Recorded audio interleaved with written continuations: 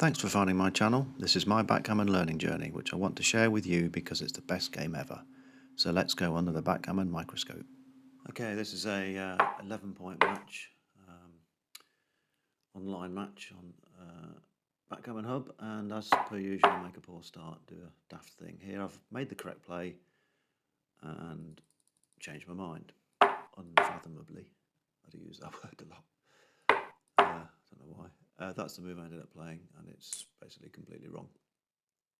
I think this one is about, I mean, I got half of it right because I made the point, the 4 point, but I think it's about unstacking my midpoint here. Look, that's the incorrect play. 24 to 20 isn't really doing an awful lot at this stage. Black's got 3 heavy points, not much else. A lot of checkers in the zone, clearly. But this is a better play, to unstack my midpoint, make the 11 point, the outfield point. It's just a better overall proposition. And I somehow talked myself into making the wrong play very early on, and it's a pattern I've noticed early in games, particularly online games, bizarrely. I do tend to screw up 1 or 2 moves quite early on, which is a bit weird. But this one's about unstacking the midpoint, I think, because it's better overall. You've made a point down in your outfield, and the move of 24 to 20 just doesn't really do a lot this early anyway. Okay, this is game 2 of our online match, right at the end, and I get a 6-2 and just play it fairly automatically, thinking I can't possibly have done anything wrong. But it turns out I have. That's a roll, 6-2, so I take a checker off the 6 point, which is actually forced, and then play 5 to 3, thinking, well, that's getting 1 furthest away from our destination, nearer to our destination, therefore it must be correct. Actually, this is the correct play to leave checkers on the 5 and 2 point. It amazed me at the time when I saw it, when I looked after the match. But it is a thing. I don't know if it's got a name, but I've looked it up online, various other instructional videos, and it's a known thing that checkers on the 5 and 2 point is better than checkers on the 4 and 3 point in a straight bear-off position. If you actually count the checkers that you can take off on the 5 and 2 points, there's 19 rolls that get you off. And if you count the ones on the 4 and 3, there's only 17. It's surprising. If you do it yourself, you'll see that's true. Both obviously add up to 7 pips, but where those checkers are really makes a difference. In fact, 0.190 difference in terms of equity loss by doing the wrong thing. Being outrolled at the moment, I think. Certainly looks that way.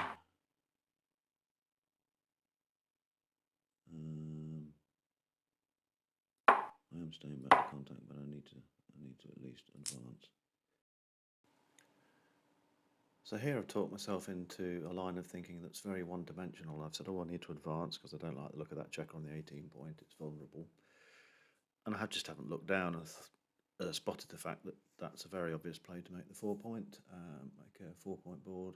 And anyway, who cares if I get hit right now at this early stage in the game? It's not really that critical. Black doesn't have a super scary home board at all. What's the worry just yet? And making the 4 points much better anyway. But it's all comes from a line of thinking without any flexibility, that I didn't look down and see a completely obvious play that anyone spectating this match would have seen instantly.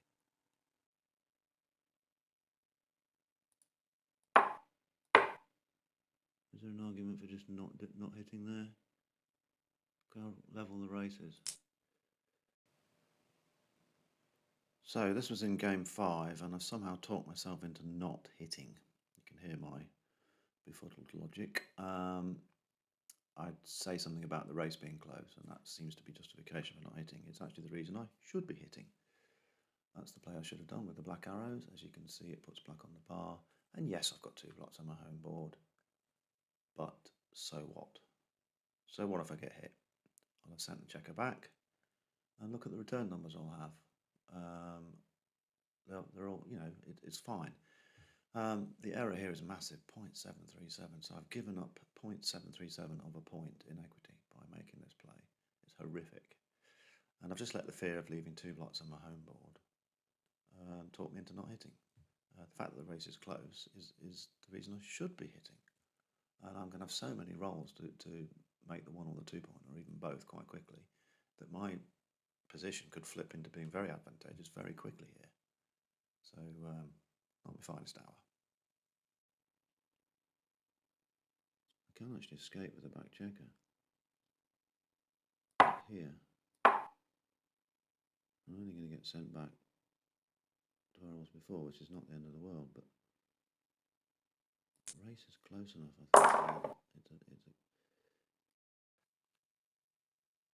I seem to have justified the move I played here on the basis that I've got nothing to lose, which isn't really a good enough reason, and it's not true anyway. I have got something to lose, because if I get hit, and I'm quite likely to be hit, I've just effectively lost my turn and lost some pips and given black some momentum. What I need to be doing here is making that bar point with the 6 part of the roll. Okay, it makes the 2 part of the roll a bit of a non-event, but what's wrong with making the bar point? That is a pretty good use of my roll, and because I got into this mindset of playing 23 to 15 because I've got nothing to lose.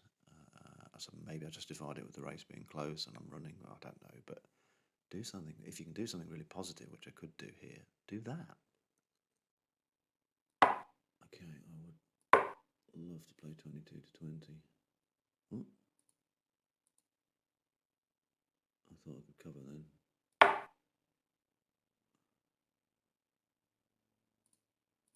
That's what I'm thinking of doing. And hitting loose. So this was a bit of a train wreck. I initially thought for some reason I could make the bar point. You can hear me saying, ooh, and then realised I couldn't. I must have thought I'd rolled 6-3. That then got me into playing 22-20, which I'd already said I wanted to do, and hitting loose, which is completely the wrong play. I need to make the 4 point clearly. I need to be hanging back for contact. I'm down in the race. Moving that checker 22 to 20 is of no consequence whatsoever. It makes my situation worse, actually. I just got into this upside down thinking because partly because I misread the dice, obviously, to begin with, and that confused me. Well, it doesn't take much these days. And it set me off down the wrong path. Really, I needed to be a bit more aware of this game situation here, that I'm behind in the race, I need to stay back for contact, and I need to improve my home board very quickly.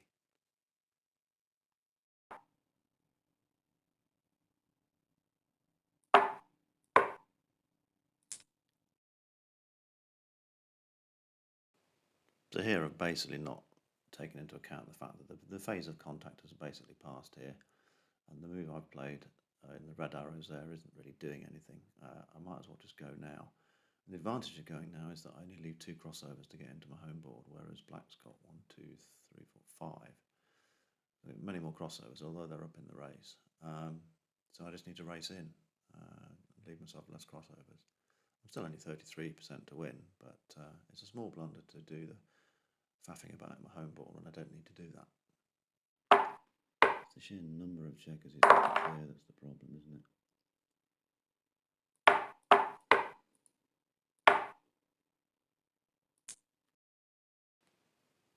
So you might recognise this situation if you play backgammon regularly, that as the game gets a bit frenetic towards the end when we're bearing off checkers, it's quite easy to do non-optimal things. And here I've just wanted to get the 4 point clear and then take a checker off, thinking I'm miles ahead, I can do that. Well, actually I can take 2 checkers off and leave that quite nice looking structure coming in. So slow down in the bear off. You can still make mistakes. I still made a 0.1 blunder because I just played too quickly.